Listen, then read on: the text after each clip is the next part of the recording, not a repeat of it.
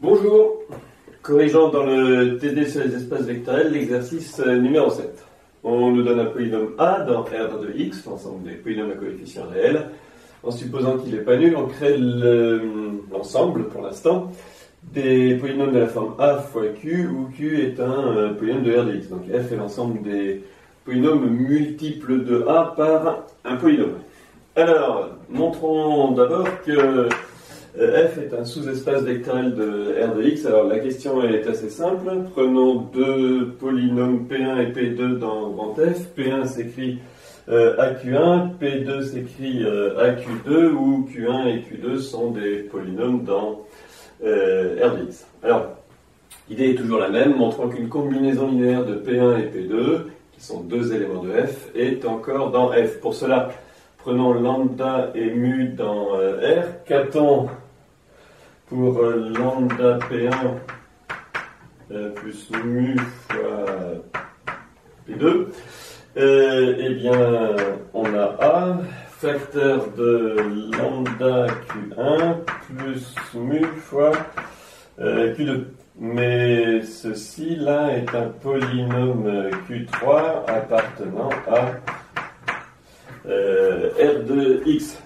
On a donc lambda P1 plus mu P2 appartient encore à F. Donc, pour P1 et P2 dans grand F, pour lambda et mu dans R, lambda P1 plus mu P2 est encore dans F. On en déduit que F est un sous-espace vectoriel de grand R de x.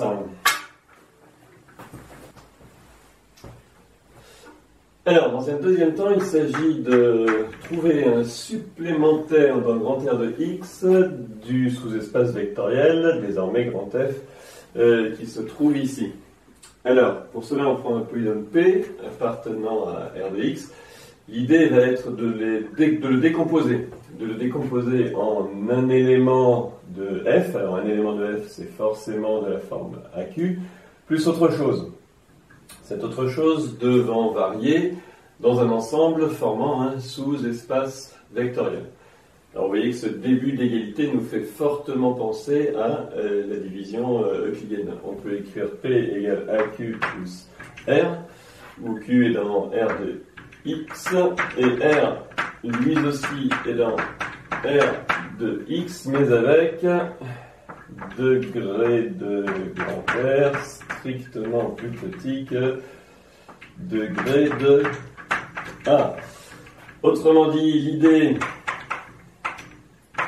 c'est de poser, disons G égale l'ensemble des polynômes P appartenant à R de x, dont le degré est strictement plus petit que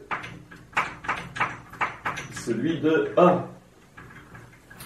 Alors, vous voyez qu'avec ces notations, P égale 1Q plus R, ceci étant dans grand F, ceci étant dans grand G.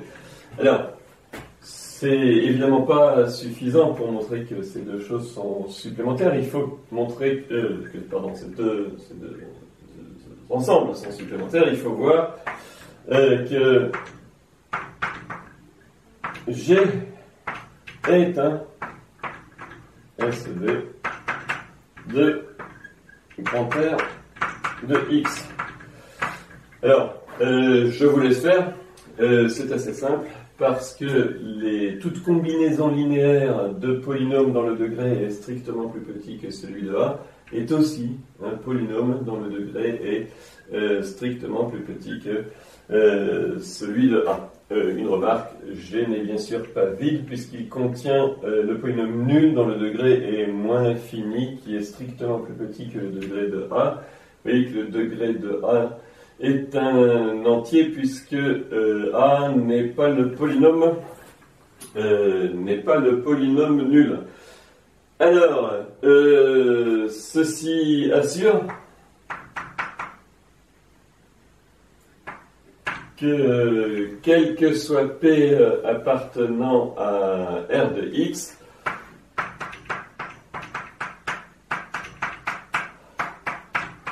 P appartient à F plus G. G étant cet ensemble que l'on a montré être un sous-espace vectoriel. Ceci assure donc que R de X alors, est inclus dans F plus G, mais comme vous savez que F plus G est forcément inclus dans R de X, ici on a une égalité. Alors, reste à voir le fait que la somme ici est directe. Pour voir que la somme est directe, on peut utiliser l'unicité de grand R dans la décomposition, mais on peut aussi montrer que l'intersection de ces deux sous-espaces vectoriels est réduite à 0, ce que l'on va faire très rapidement. Alors donc avec nos notations, grand F est l'ensemble qui est ici, grand G est l'ensemble des polynômes de R de X dont le degré est strictement plus petit que A. Il nous reste à montrer que l'intersection est réduite au polynôme nul. Alors prenons P dans F inter G. P appartient à F, donc P égale à Q, où Q appartient à R de X, mais alors degré de P égale degré de A plus degré de Q. Mais d'autre part, P appartient à G, donc le degré de P est strictement plus petit que le degré de A.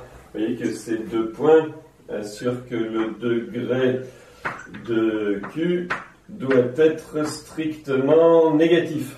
Ça, c'est-à-dire que le degré de Q, laissez-moi l'infini. Oui, le seul degré de polynôme qui soit strictement négatif, c'est moins l'infini. Donc Q, finalement, est le polynôme nul. Et comme P égale à Q, P est le polynôme nul.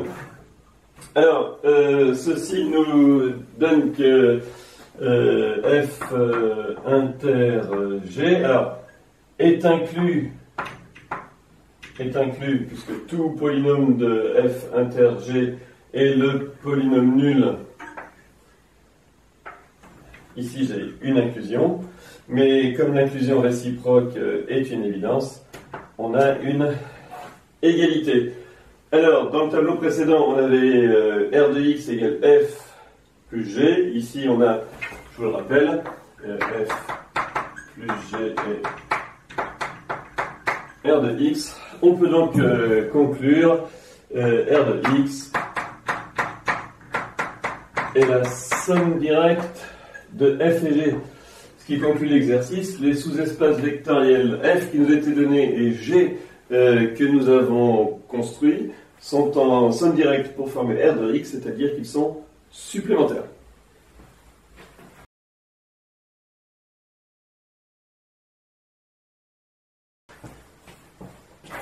Alors, toujours dans le télespace d'espace vectoriel, corrigeons l'exercice 8. On se place dans R3, qui est un R espace vectoriel. On nous donne 4 vecteurs. I, 1, 0, 0, J, 0, 0, 1, U, 1, 0, 1 et V-1, 0, 2. Alors, l'exercice consiste à comparer pour l'inclusion les espaces vectoriels engendrés d'une part par I et K, qu'on appelle F ici, et d'autre part l'espace vectoriel engendré par U et V, qu'on appelle ici G. Alors, de quoi s'agit-il? De savoir si toutes les combinaisons linéaires de I et K, puisque c'est ça qu'il y a dans F, sont dans G. Et d'autre part, toutes les combinaisons linéaires de U et V, puisque c'est ça qu'il y a dans G, sont dans F.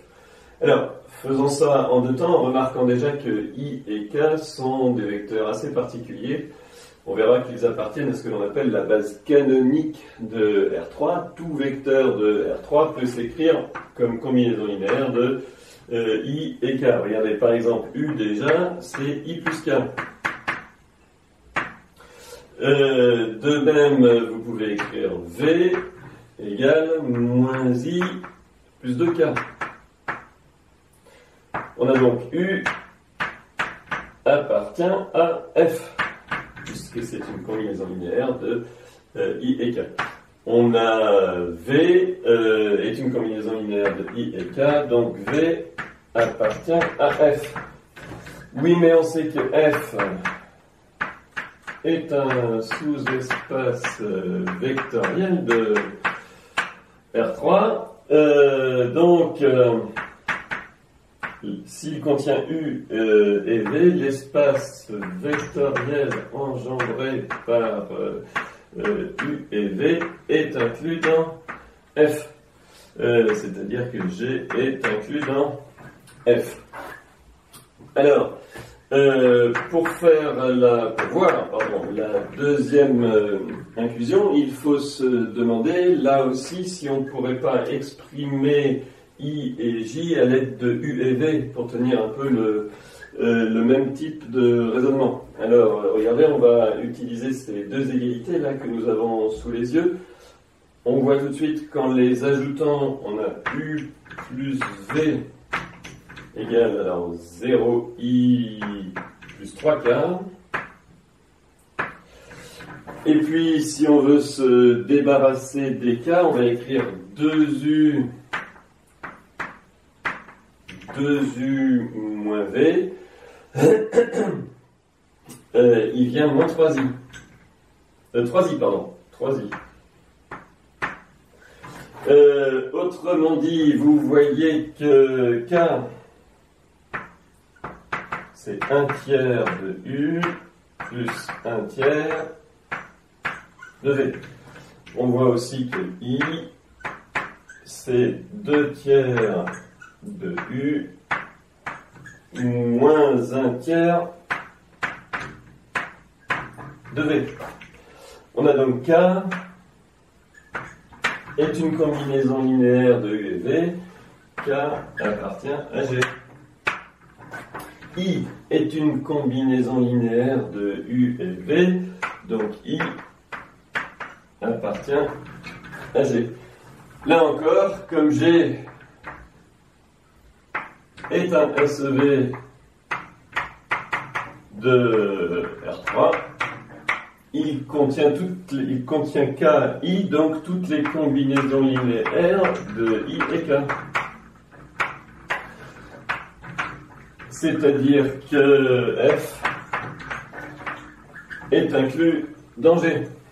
Alors, nous avons G inclus dans F, F inclus dans G, et donc pour terminer, finalement, F égale G. Il y avait deux inclusions, l'une dans chaque sens, et en fait les deux espaces vectoriels de départ étaient les mêmes. Alors, géométriquement, vous pouvez peut-être vous en convaincre en voyant que dans R3, tous les deux engendrent le plan vertical dirigé par I et K. Si mes 3 doigts ici désignent I, J et K, le plan vertical engendré par I et K est aussi engendré par U et V.